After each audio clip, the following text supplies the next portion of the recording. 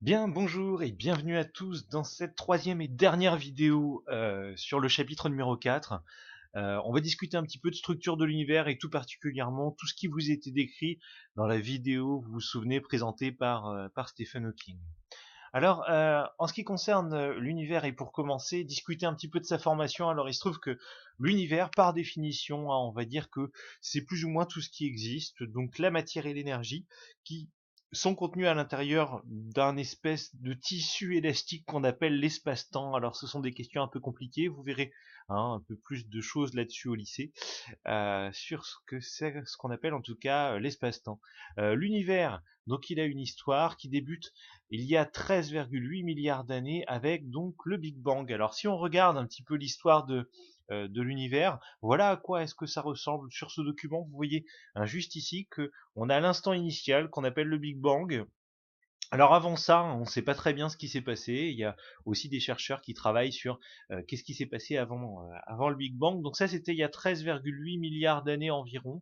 Et puis vous voyez qu'au fur et à mesure apparaissent des choses que vous connaissez, les premiers noyaux des atomes, les premiers atomes, ensuite les premières étoiles, les premières galaxies. Et puis aujourd'hui, on se trouve effectivement quelque part par ici. Vous pourrez constater que l'univers il a tendance effectivement à grandir, et effectivement il est en ce moment en expansion accélérée pour des raisons qu'on ignore pour le moment.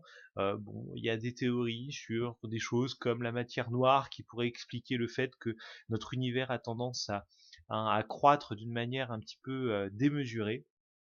Donc ça, on ne sait pas encore très bien. Il y a beaucoup de chercheurs qui travaillent notamment là-dessus.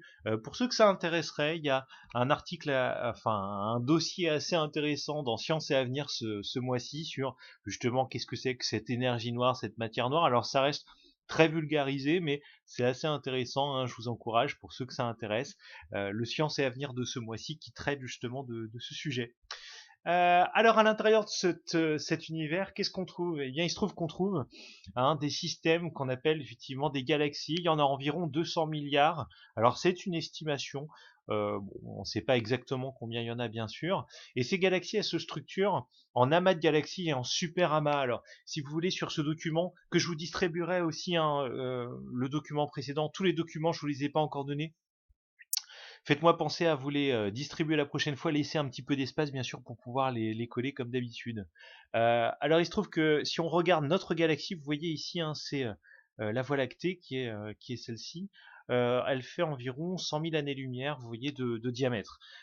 Cette galaxie, elle est comprise dans un groupe qu'on appelle le groupe local, qui est l'amas de galaxies, qui est le nôtre. Vous voyez que le facteur de grandissement, c'est environ x 30. Et puis ensuite, ce groupe local est contenu lui aussi à l'intérieur d'un super amas qui s'appelle le super amas de la Vierge pour ce qui nous concerne. Et puis ensuite, il faut grossir encore 400 fois pour obtenir effectivement l'univers observable. Alors bon, on pourrait discuter de ce terme, c'est un peu compliqué de dire quelle est la taille de l'univers, quelle est la taille de l'univers observable. Donc c'est des questions un peu difficiles à appréhender qui fait, selon nos estimations, 82,8 milliards d'années-lumière. Donc voilà, si on voulait donner les grandes structures qu'on trouve dans l'univers, voilà ce qu'on pourrait en dire. Alors, quelques mots quand même sur ce que c'est qu'une galaxie. Alors, une galaxie, c'est un regroupement de centaines de milliards d'étoiles. Alors, pour vous donner un ordre d'idée, voilà notre galaxie, la Voie lactée. Il y a entre 200 et 400 milliards d'étoiles à l'intérieur de notre galaxie.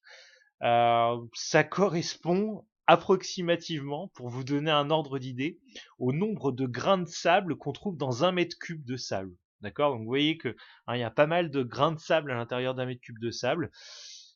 C'est assez impressionnant. Alors simplement pour revenir aussi sur l'univers, pour vous donner un ordre d'idée du nombre d'étoiles qu'on trouve dans l'univers, on peut le comparer au nombre de grains de sable qu'on trouve sur la Terre entière. Bon alors c'est un calcul très approximatif, néanmoins ça vous donne un ordre d'idée du nombre d'étoiles qu'on peut trouver dans l'univers, qui est assez impressionnant. Alors il se trouve que notre galaxie, vous voyez, elle est spiralée. Nous, on se trouve juste là, vous voyez, au niveau du système solaire, sur un bras qu'on appelle le bras d'Orion. Bon, on donne des noms effectivement aux différents bras qui sont ici.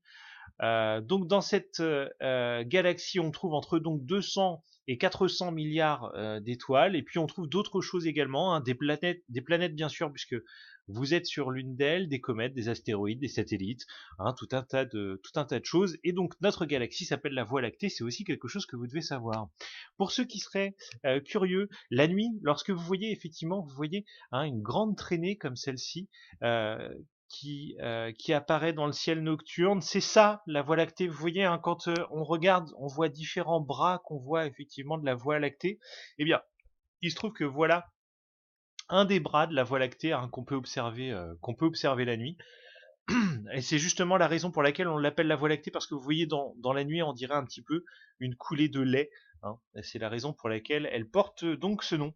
Enfin, et pour terminer, quelque chose que vous connaissez normalement depuis l'année dernière ou depuis quelques années, mais je le remets ici. Hein, donc le système solaire, il s'est produit par condensation d'un nuage de gaz et de poussière il y a environ 4,6 milliards d'années. Hein, donc il est constitué de 8 planètes et du Soleil, et puis on trouve aussi des comètes, des astéroïdes. Hein, ce genre de choses, en tout cas, c'est quelque chose que vous devez également savoir.